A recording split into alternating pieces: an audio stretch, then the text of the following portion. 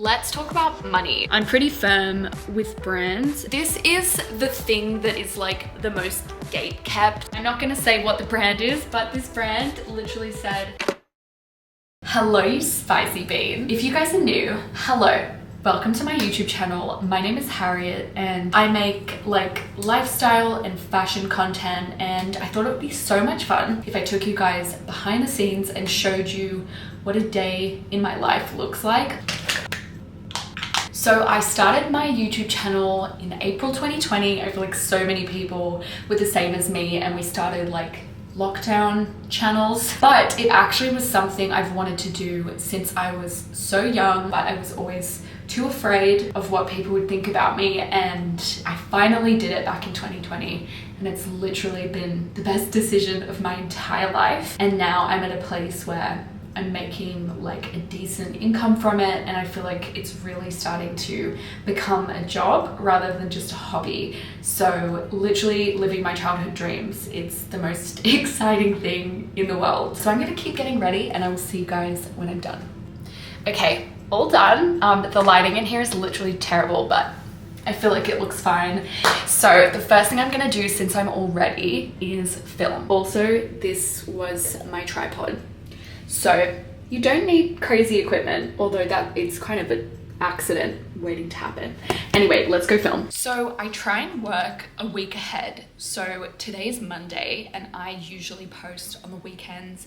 I used to post strictly on Sundays, but it's kind of become more flexible. But I have a video that's already ready for this Sunday coming. So I'm actually working really far ahead, which is literally so rare, and I really want to try and keep it this way. Normally I will start the week by filming, and in terms of what I film, it literally just depends on what content I've already posted. Filming is one of those things that I do kind of have to be in the mood for. Like if I wake up and I'm super tired or super grumpy, I just like, it's not gonna translate well on camera. If you're like talking too quietly, or you seem frazzled, or you seem down, like people will literally just click straight off, because there's so many amazing personalities on this platform that like if you're not giving what you need to give, like obviously not everyone has to be super energetic. There's content for everyone. Some people really make relaxing content. Some people don't even talk. Like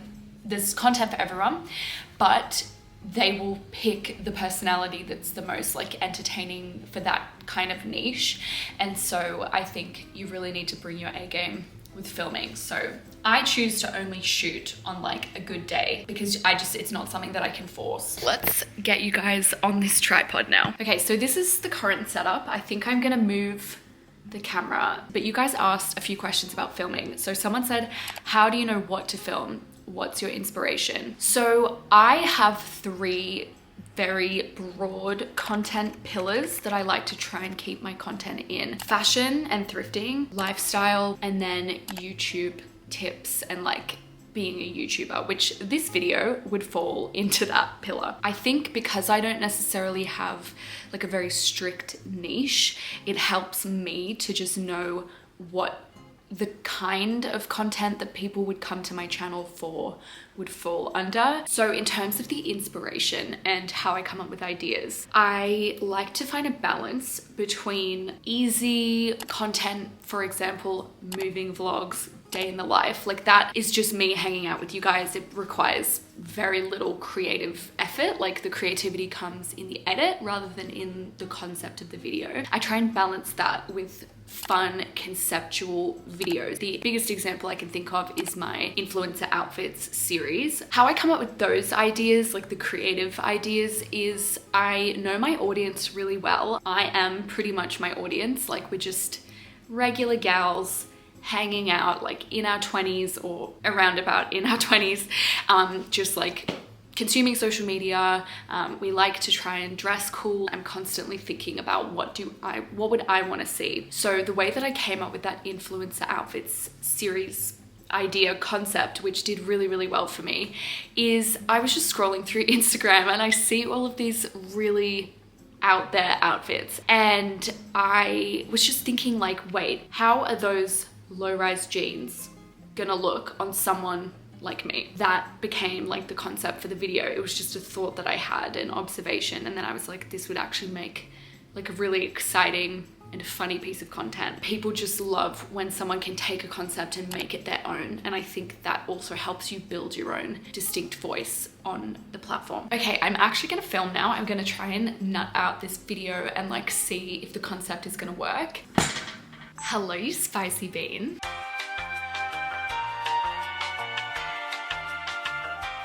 Okay guys, I did what I could, but the thing with being a YouTuber, a content creator, is you are kind of at the mercy of like your environment a lot of the time, and it's actually just started to completely pour with rain. So let's go over to my desk and talk about the next part of kind of the YouTube process and like the next thing I would typically do. So editing takes up most of my time, and it's also the part that I love the most because my kind of history, like work-wise, is before I did this, I was a content producer. It's where you can take something that's kind of mundane and make it really exciting. So for me, I used to edit on Adobe Premiere Pro, which is a program on my laptop, but then I kind of felt like I had hit like a ceiling with it, and I really wanted to experience something new and challenge myself. So I actually learnt Final Cut Pro as well. Those are typically the two that people will use. There are other programs, but those I would say are the main ones. I love them both. I think they both are incredible for different reasons. So this is what one of my videos looks like in the timeline. So you can see that there's a mixture of the clips and then the music, and then I have some little sound effects as well as titles and overlays. So this is kind of what that looks like, but that video is actually done. So I'll show you guys what it looks like when it's uploaded to YouTube. So this is like the back end of YouTube, and this is the vlog. So it's all uploaded. This one is actually sponsored, which we're definitely going to talk about sponsorships in detail later. I'm really excited for that chat. But basically, when you have a sponsored video, you have to send them the unlisted link and they can just approve the sponsored part. So usually there's no dramas, and this brand has said they're very, very chill, but sometimes they might want changes. And I know that that happens more as you get bigger as well. Like the more budget they have, the more they expect from you typically. So I need to send this one to the brand, but also I'm gonna watch this through and just make sure that there's no issues within the YouTube app. So a question that a lot of you asked me, it was actually one of the most popular questions, was how many hours do I actually work every week? And it's a really hard one to answer because when you work for yourself, the work is endless. Like I could work every second of every day and never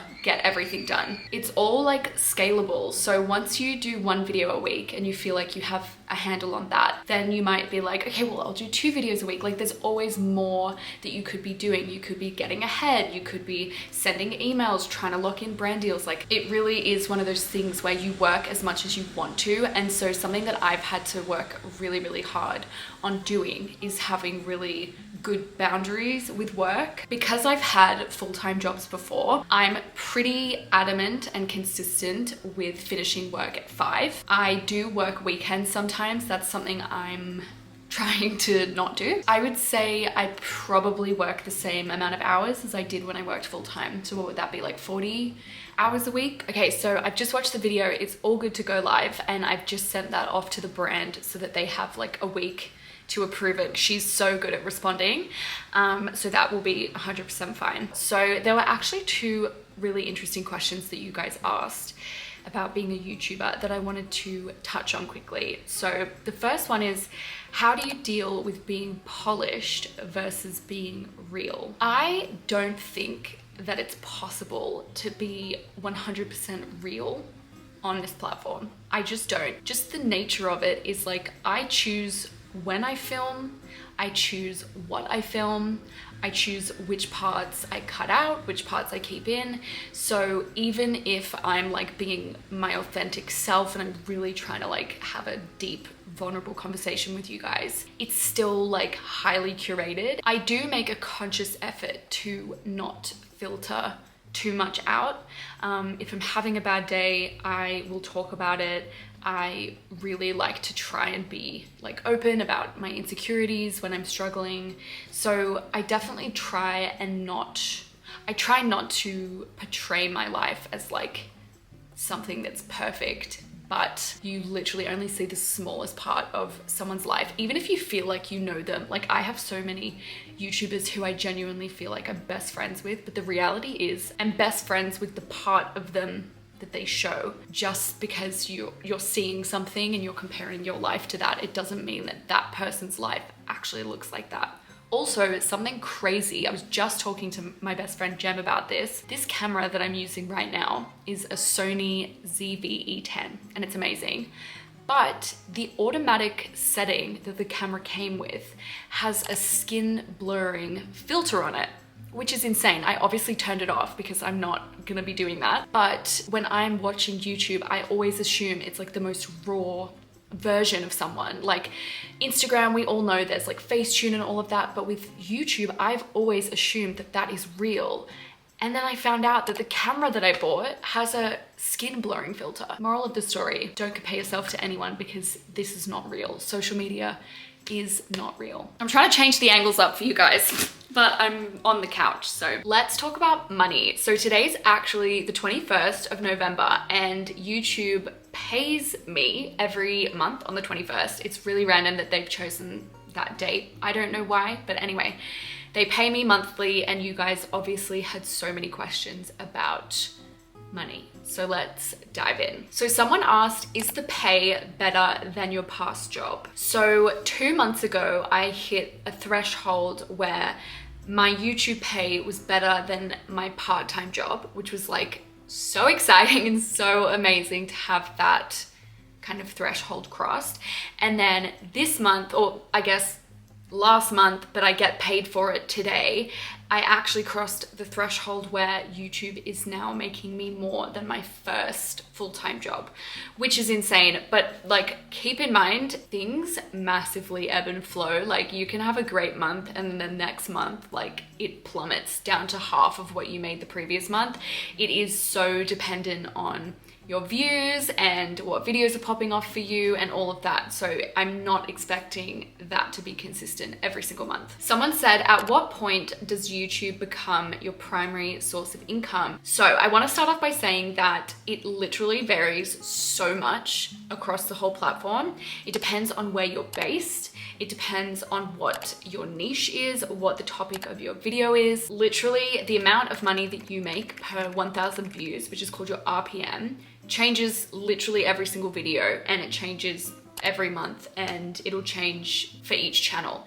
So there are really no rules. I have always wanted to get like a vague idea of how much people make. So I'm gonna tell you a little formula that I've figured out, but this is vague and it's not guaranteed to work for every channel. So do not come for me in the comments, please. So for me, a general rule of thumb is someone in the lifestyle, fashion, vlogging kind of niche who has an audience that is predominantly based in the US, Australia, Canada, like countries that where advertisers typically pay more money to have an ad put on a video. As a very broad and vague average, I think you could estimate that they would get around 10 Australian dollars per 1,000 views. So if you go onto someone's page, you click on one of their videos, look at the amount of views that they have if they're within that niche, and you can divide the number of views by 100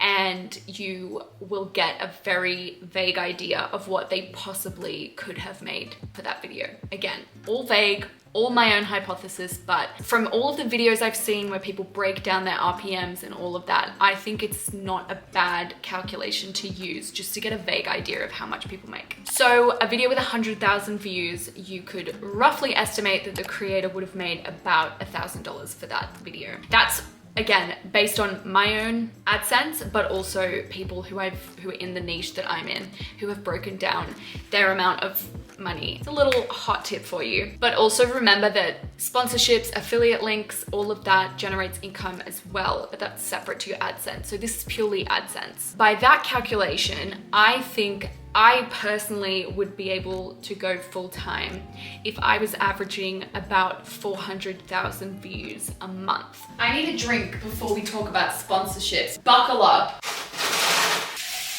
Okay, let's go get comfy for this one. So let's talk about sponsorships. This is the thing that is like the most gate kept, I feel, but I want to break it down as much as I can and share as much information as possible. This is just what I know, being a relatively small YouTuber. I'm sure all of this will change if and when you get management and all of that, but this is just what I've learned on the road to 30K. So the first thing that I did before I even considered working with brands, working with anyone, and this is my number one piece of advice if you're an aspiring creator, you need to set your boundaries with sponsorships. You need to do it early on, because once you have money flying at you, free products, like all of that, you might bend your boundaries, and we can't be doing that. I grew my channel predominantly at the beginning because of my thrifting videos. So a lot of the people who were coming to my channel are really interested in sustainability, secondhand fashion, maybe like affordable fashion, all of that, right? And so if I took a sponsorship from Princess Polly or Shein, it just would be fucked. It's like, that's like the worst thing I can possibly do for my channel. So I set those kinds of boundaries very early. Who am I personally willing to work with and who am I not willing to work with? And then also putting the subscriber first. Who do they genuinely want me to be supported by in terms of a brand? So for me, anyone that's focused on sustainability, any like, you know, clean, vegan, like skincare brands, any lifestyle brands, that is who I'm willing to work with. But when it comes to clothing, unless they're a sustainable brand, I just like stay away from them, because authenticity is number one. Nobody is gonna trust me or buy anything from me if I say one thing and then I do another thing. And I've seen it. I've seen creators do it. I've seen a creator be like, I hate this brand, and then they'll work with them. And you just have to think, what is my subscriber gonna think about me for doing that? So once I set my boundaries, I started to get a lot of emails from brands. I would say when I hit like 2K, I started to get some, you know, requests coming in, and then as I grew more and more, the emails, like I now would get between like 10 and 30 emails a week, like it just depends on the week. The first thing you need to do is research the fuck out of the brand. If it seems sus, then it probably is. Like I've had brands be like, hello dear, I will pay you 10,000 US dollars for a 30-second ad. I'm like, no, like the email doesn't have any signature. The email's from like 115655apple@gmail.com. Use your gut, use your intuition, research the brand, make sure that they exist, and also just get a read on the level of professionalism in the email. If I'm interested in what they have to offer, I will Google the brand. I will always look on Trustpilot, which is where consumers can go and review the brand, and it's not on the brand's website, so I find it's a lot more objective. And if they have anything below like 3.5 stars, I won't work with them, because most people didn't like the product. Why would I promote it? And then I'll also look on their social media accounts. I'll just make sure that they're a genuinely good brand. I'll read any articles that come up. Like I cannot be sacrificing this amazing community of people who trust me. I'm not sacrificing that for a paycheck, and I really don't think that anyone else should either. So do your research. It's so important. Be wary of scams, and also I would always ask if you can try the product before you commit to a brand deal. Some brands won't let you do that, but I would always ask if you can. Brands will reach out to you, or you can reach out to brands. Obviously, you can make a media kit, which is essentially like a PDF document where you put your key analytics. You could put a little photo of yourself, a little bio. It's kind of just like a pitch deck where they can really get to know you, or you can be reached out to by them. So once you have that contact, there are two like main kinds of sponsorships that I've experienced. We have gifting and we have a paid sponsorship. So let's talk about gifting first, because it's the biggest one among like micro influencers, and I have a lot of things to say about it. So gifting is really great when you're just getting started, especially if you really love the brand. Basically, they'll send you a product or a few products, and then you will give them a shout out, talk about them a little bit, and kind of just like unbox and use the product. It's very, very common. Most brands will want that no matter what level you're at. Most brands ideally wouldn't have to pay you anything and you could just give them free promotion. Obviously, it's what they want, but it's not so good for the creator. I have done a few gifting collaborations, but only when I really wanted the product and I really loved the brand. Something that brands love to do is say like, hi, we absolutely love your channel. We'd love to send you, 4 items of clothing and you can make like 3 review videos for us. And it's like, if a brand has very strict deliverables being what they want from you, whether it's an Instagram story, a full YouTube video. If they're giving you like a list of deliverables, they really should be paying for that, even if you're a small channel. Now, I'm personally at a place, I currently have 27K. I will only accept free gifting as PR, which means like, you can send me products if you'd like to, I'd really appreciate that, but sending me a product doesn't guarantee your brand a mention. I typically unbox like PR on camera in a vlog, but that's not what you're not paying, so I can't guarantee your brand a mention. However, if you would like a guaranteed mention, these are my rates, and then I'll send them my rates. I'm at a place now where I have paid sponsorship offers, so I don't really see the value. Like, I know that might sound kind of mean, but I just don't really see the value in doing it unpaid, unless it's like a really great small business or a really amazing sustainable business that I genuinely want to support. Then obviously I can shift that. But yeah, that's kind of like my personal line with it. If you guys have a channel, my tip with gifting is just don't underestimate what you're doing for the brand. Like, know your worth. So the other type of sponsorship is a paid sponsorship, which is what we all want. It's what we're all here for. Paid sponsorships are split up into 2 categories. So you have an integrated sponsorship, which is when, you see people being like, this portion of the video is sponsored by Squarespace. It's like when they pay for a shorter kind of ad read. And then a dedicated sponsorship is when the entire video is sponsored by the brand. So the most classic one I can think of is like a Princess Polly haul or a White Fox haul, where the whole video is paid by the brand. As much as I would love to sit here and give you guys like the rule book for what to charge and all of that, I'm stabbing in the dark every day with this job, but I'll tell you guys what I do and give you my insights.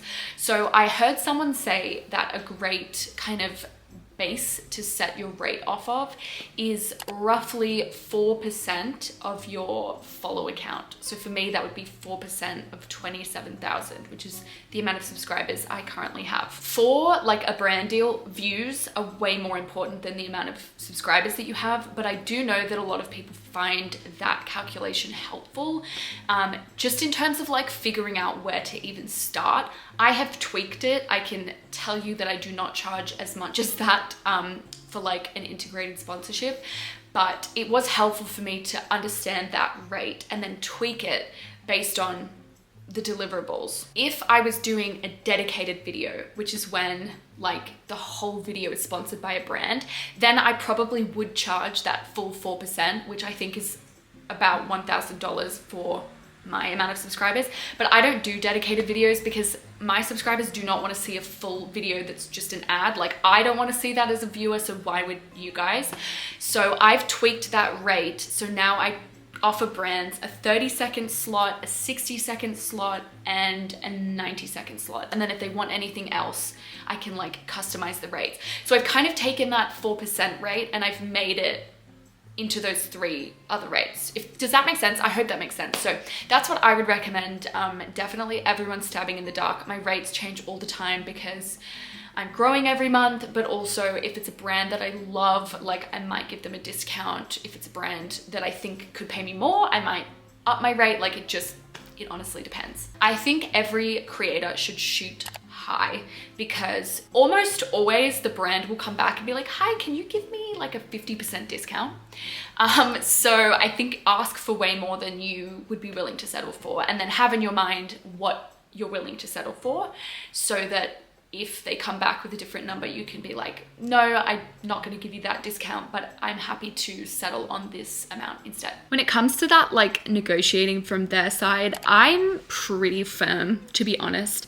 I'm pretty firm with brands, just because like they would have to pay so much more money in traditional advertising to get the audience that you have. Like for me, right? My audience, I know they're interested in sustainable fashion, secondhand fashion. That's a very niche selection of people. Like there's 27,000 people who are all have that similar kind of shared interest. Let's say that there's a sustainable activewear brand that's going to have a billboard, right? Think about like how many people that are actually interested in sustainable fashion are going to see that billboard. Whereas for me, I've made that audience for them. Like I've done all of the hard work for them.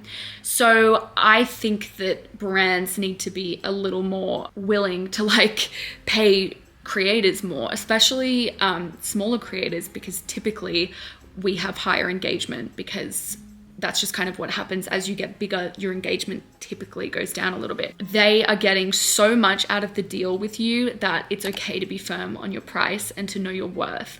I didn't used to be that way, but it's honestly a great lesson to learn. My best friend Jem has worked like on the brand side of things, and she tells me all the time, like, know your worth. Brands are getting so much more from you than you're getting from them. So like, know your worth. With any brand deal, always sign a contract, always get everything in writing.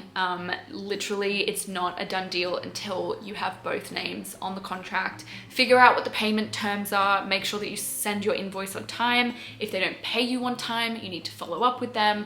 It's like any job. Just make sure that you're on top of things, because they want to get the most out of you possible. So you need to protect yourself always. My last piece of advice, which I've kind of said already, is just don't forget about your viewer. Like, don't forget about your subscribers. These people, no matter how big you are, like if you have 100 subscribers, that is 100 human beings that have chosen to subscribe to your channel. They consciously press that button and they want to see your content. So as you get bigger, I feel like you can sometimes forget that number, they're individual human beings. And for me, like if every video that I see from a creator is sponsored, it annoys the fuck out of me. Quite honestly, I'm good. I'm like, get your coin, girl. I get it if, you know, every second video is sponsored, but there comes a point where you can tell if someone's just really trying to like get the money. And I think as creators, we need to remember that the only reason we have these opportunities is because people chose to subscribe to us.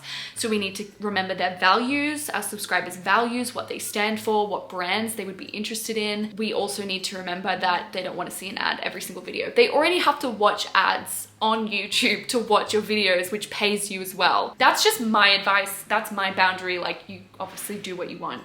But I think your subscribers should always come first. I always try and put mine first, because the money will come later. If you can build up a loyal subscriber base, the money will come. It just will. Speaking of sponsorships, I'm just gonna do a few emails now, because I've kind of been just very into chatting with you guys, and I've forgotten that I'm actually also doing a day in the life, and I've just been chatting on the couch. So I'm gonna reply to a few emails, a few collab offers and whatnot, send a few of my rate cards. I'm not gonna say what the brand is, but this brand literally said, we would like to share a package of free samples for you, which includes like some bras and undies, a dress, a bodysuit, that kind of stuff. And then they said, in exchange for you making 3 unboxing videos on your YouTube channel. That's what I mean by like, they'll just ask for the world and not pay you. Which again, like it's not their fault. Like they just want to get what they want to get. I'm not trying to like throw shade, but I think it's just really important to remember what your worth is. Okay, I've finished my emails and it's actually 5 p.m, but I have 2 more things that I want to talk about. So the first thing is how to succeed in lifestyle, because I know that people love to say that the lifestyle niche is like really hard to grow in and it's hard to grow as a vlogger and all of that, which I do agree to some extent. Like for me, my channel definitely grew from thrifting, but I will say it's grown from my closet clean out video, it's grown a lot from my moving series, so there's definitely possibility to grow in the lifestyle niche, and I want to talk about it because I know a lot of people do want to do lifestyle, but they get kind of scared because everyone says it's hard to grow. So from my perspective, people follow lifestyle people, vloggers, for 2 reasons. The first reason is that people want to be you. So maybe you wake up at 4 a.m. every day. Maybe you moved into some like crazy apartment in New York, or maybe you have a really interesting job, like you're a news reporter. And then the second reason is that people want to be friends with you. So maybe you're super relatable, maybe you talk about your insecurities, maybe you have acne and you're going on that journey with your viewers, like whatever it is, people connect with you through like a shared experience. And so they feel like they're on the same level wavelength as you. I think it's really important to identify which one of those categories you fall into and then lean into it with your content. So maybe if you're a news reporter, you want to be doing like work day in the life, what it's really like working in the news, those kinds of things, so that people who want to be you can understand more about that experience. And then if you fall into the other category where people want to be friends with you, it's just a matter of like leaning into that, being really open, being really vulnerable. That's kind of my main tip on how to succeed in lifestyle. And then just keep an eye out for trending videos like moving vlogs, closet cleanouts, things like that, seasonal videos, things like that, I think will help you a lot. Finally, there are a few questions that I didn't get around to answering, so let's do a rapid fire. Can you describe the process of creating and uploading your first video? Must have been scary. It was probably the scariest thing I've ever done in my entire life. I have been so afraid of what people would think if I started a channel. As I said in the beginning, I wanted to do this since I was 14. So fear held me back for so long. And while it was so scary, I very quickly realized that nobody cared, nobody gave a fuck, nobody thinks about me that much, like at all. Nobody cares whether I start a YouTube channel. Honestly, if they talk badly behind my back, that's on them. Like, I don't mind. They're projecting their insecurities. I'm doing what I love. Most people would be really happy to hear that. How did you get comfortable filming yourself? I'm not even sure where to start. You just have to film. Honestly, you just have to start, because you will let yourself be paralyzed by fear if you don't get it done. Literally just sit down like I am now and talk to the camera for like an hour. You don't have to upload it at all, but just practice. Really practice getting comfortable with yourself, with who you are, with how you chat on camera. And every single time you do it, it'll be so much easier. Is gaining a following hard? Like, how do you get subscribers? Yes, it's very hard. I know it's harder for some people, easier for others.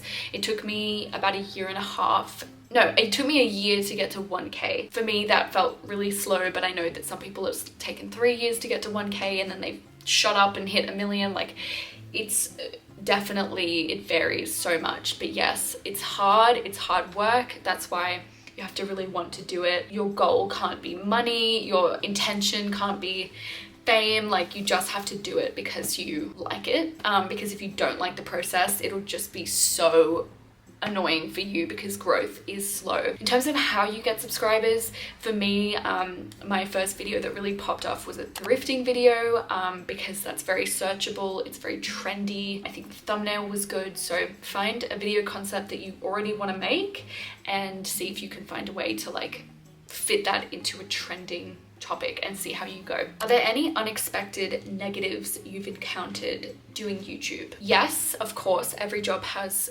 negatives. I would say it's really easy to be a bit lazy. Like, because I make my own hours, I can give myself a day off whenever I want to. It's quite hard to be motivated sometimes. Also, you do get the occasional mean comment, which is very new for me. It's very new to get, like, I wouldn't even call them hate comments. It's just people being a bit sassy, but you kind of have to get used to that. People have an insight into your life, so therefore they can kind of give their opinions on your life, which is, you know, part of it, but it's interesting. And then also just a negative, I guess, is the fact that your income is completely determined by how hard you work. Like, I understand that most jobs kind of do work like that, but like, I mean, a 9 to 5, you have your salary and that's what you're going to take home. You can have some weeks where you're slower and some weeks where you're not. But with YouTube, like if I don't upload a video one week, that will directly impact my income. So that's interesting. It means I don't take as much time off as I should. Yeah, I mean, pros and cons to everything, but literally there's like, my list of pros is like up here and there's just this many cons. There's like, yeah, really not that many negatives. The last question is, what's your best advice for someone wanting to start a YouTube channel? My best advice is that if it's something that you've wanted to do, you have that little feeling inside you that's like, oh, like maybe I should do it, just do it. Just do it. Don't worry about what anyone thinks of you. I know how hard that is, but like, honestly, just start it, because the earliest that you can start is right now. And you're just gonna keep looking back as the time goes on and you keep putting it off. You're just gonna look back and be like, I should have started then. Oh, I should have started then. Just start. Don't worry about the equipment and the concept and all of these things. Like, just film yourself and see what happens. See if you like it. I'm such an advocate for like doing the things that you love, and I think it's like, this could be the most incredible thing you've ever done in your life. For me, literally, this YouTube channel is the most incredible thing I've ever done in my life. Like, it genuinely, it's the best decision ever. I love it so much, and that's all because I just said one day, I woke up and said, fuck it, I'm gonna do this. So just start and worry about everything else later. Oh, my voice is gone. I feel like I've monologued. This was probably a really long video, but I do hope that it was informative, that you guys got some ideas of like what I do day to day, but also got some helpful tips. If you do have any questions, please leave them down below, or feel free to DM me on Instagram as well. It's just at scrivspo. I'm always happy to chat about this stuff. I'm very open, so if you did need more detailed advice on sponsorships for your channel, like anything like that, definitely let me know. And I hope you enjoyed, and I will see you guys next week with a new video. Bye! Doesn't matter if the snow is falling or the wind blows in